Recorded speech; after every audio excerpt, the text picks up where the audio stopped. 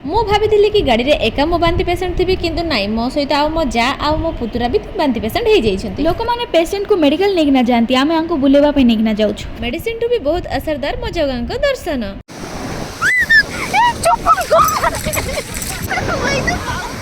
ଏହିପରି ଭାବରେ ଆମେ ହାଫ୍ ଭିଜିଗଲୁ। ତାପରେ ଆମେ ବାହାରି ପଡ଼ିଥିଲୁ ହୋଟେଲକୁ। ପଇସା ବହୁତ ନେଇଗଲେ, ବାକି ହୋଟେଲର କ୍ୱାଲିଟି କିଛି ଭଲ ନାହିଁ। ପରେ ଆମେ ଫ୍ରେଶ୍ ହେଇକି ବାହାରି ପଡ଼ିଲୁ ଜଗାଙ୍କ ଦର୍ଶନ ପାଇଁ। ଗହଳି ଦେଖିକି ବୁଝିପାରୁଥିବେ କି ଏଠି କୋଉ ମାତ୍ରାରେ ଭିଡ଼ ହେଉଛି।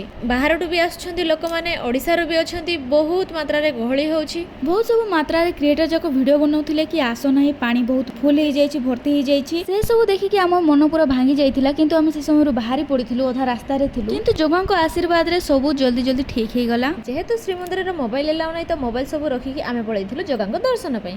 ଭିତରକୁ ଗଲୁ ଆଉ ଲାଇନ୍ ଲାଗିଲୁ ଏକଦମ ସିଧାସଳଖ ଭାବରେ। ସବୁ ଭଲରେ ଚାଲୁଥିଲା, ଲାଇନ୍ ବି ଆଗକୁ ଆଗକୁ ବଢ଼ି ଚାଲିଥିଲା। ଯେଉଁ ସମୟରେ ଆମେ ଭଗବାନଙ୍କ ପାଖକୁ ପହଞ୍ଚି ଗଲୁ, ସେ ସମୟରେ କିଛି ଲୋକ ଠେଲାଫେଲି ଷ୍ଟାର୍ଟ କରିଦେଲେ। ଦେଖ, ତମେ ବି ଦେଖିବା ପାଇଁ ଆସିଛୁ ଭଗବାନଙ୍କୁ, ଆମେ ମଧ୍ୟ ସେ ଆଶାରେ ଆସିଛୁ, କିନ୍ତୁ ତମେ ଯେଉଁ ଏଇଟା କରୁଛ ସେଟା ଠିକ୍ ନାହିଁ। ବହୁତ ସବୁ ଛୋଟ ପିଲା ନେଇକିନା ଆସିଥିଲେ, ବହୁତ ହଇରାଣ ହେଲେ। ବାକି ଭିତରେ ସବୁ ଆମ ପୁରା ପରିବାର ବିଖଣ୍ଡ ହେଇଗଲା କି ଏଇଠି କି ସେଠି। ଆମେ ତ ଖୋଜିଲୁ, ଗୋଟେ ଘଣ୍ଟା ସେଠି ଲାଗିଗଲା ଖୋଜାଖୋଜିରେ। କିନ୍ତୁ ଜଗାଙ୍କ ଆଶୀର୍ବାଦରେ ଦର୍ଶନଟା ବହୁତ ଭଲରେ ହେଲା। 8 ଘଣ୍ଟା ଧରିକି ଆମେ ମନ୍ଦିର ଭିତରେ ରହିଲୁ।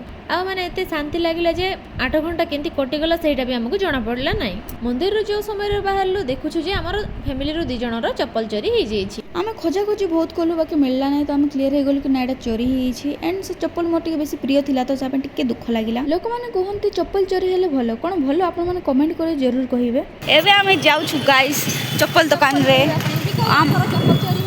ଆମ ପାଖରେ କୌଣସି ପ୍ରକାର ଅପସନ୍ ନାହିଁ, ଦେଖିପାରୁଥିବେ ଭିଡ଼। ଗାଡ଼ି ଆସିଲା ଟାଇମ୍ରେ ବକୱାସ ନାହିଁ, ଉଡ଼ିକିନା ଆସିନେଲା ତୁମାର ହୁଏ। ଏମାନେ ଖାଇବା ପାଇଁ ଆସୁଛନ୍ତି, ହେଲେ ବି ସବୁ ଭୋକ ଲାଗୁଛି। ଏମାନେ ଖାଇବା ପାଇଁ ଆସିଛନ୍ତି, ଆଉ ଇଏ ଭାବୁଛି କାହାର ଚପଲ କିଣିବା ପାଇଁ ଆସିଛନ୍ତି।